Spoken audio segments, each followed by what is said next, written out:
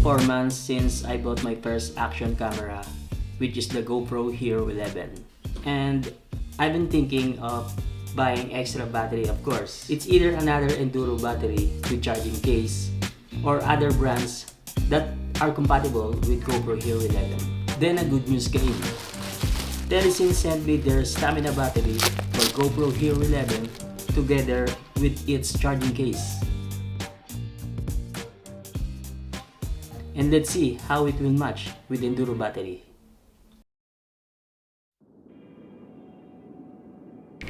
Right now, I'm gonna compare the live performance of stamina battery from Telesin and Enduro battery that comes with my GoPro Hero 11.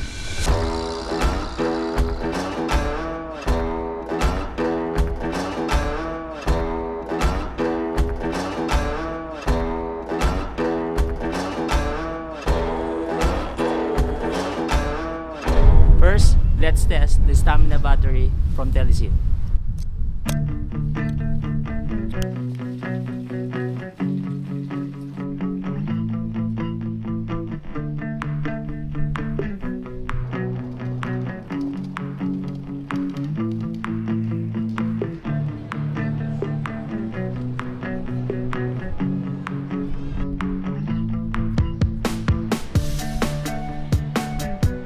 I use 60 frames per second 4K and video mode for the entire test. It's 100%.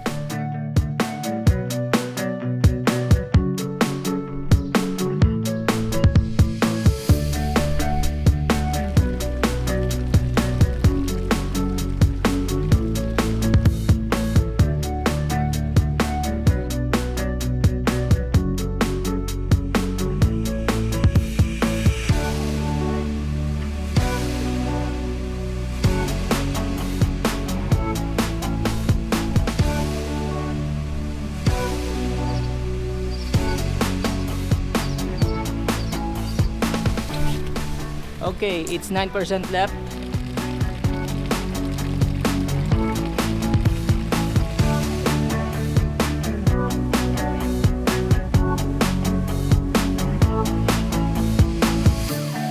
So that's it for the stamina battery. Now, let's start with the Enduro battery.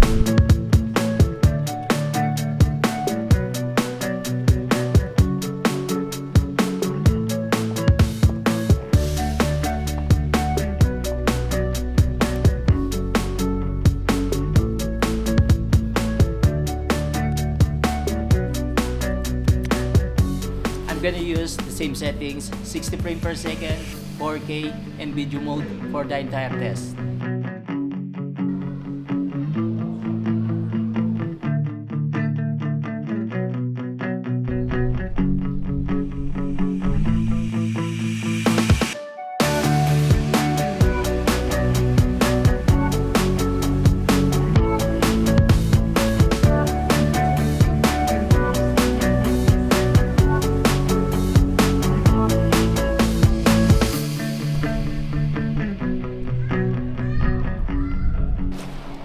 Okay, it's 4% left.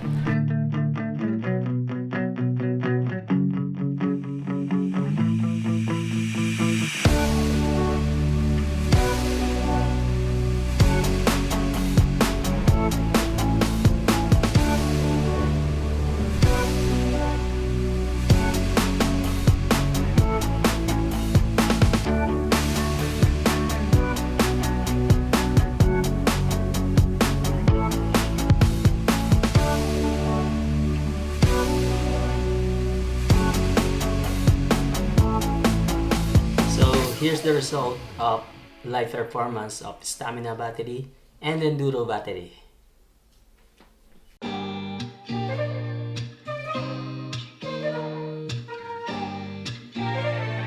I also test them in low temperature.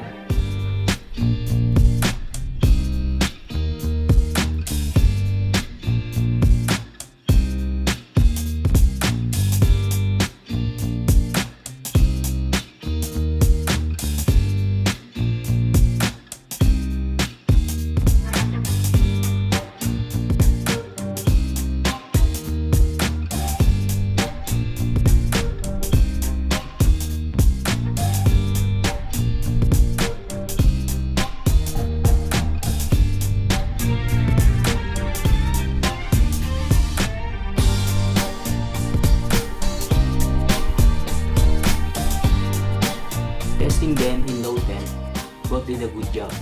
No warning occurred during the shoot.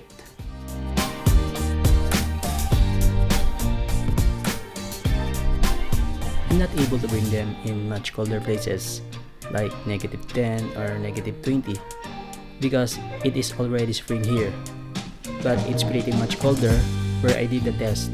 Maybe next winter I will be able to test it at a much lower temp. Watch out for that video.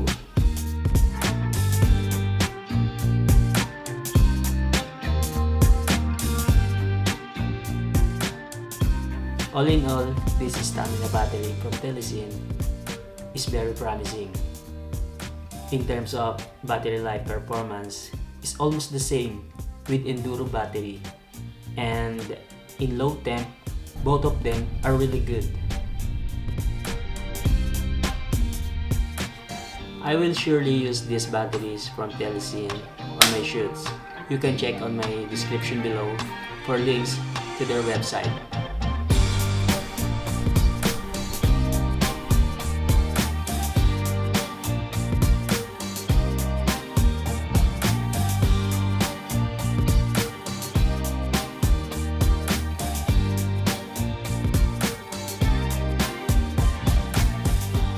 Again, thank you for watching. This is Jason Loviciano.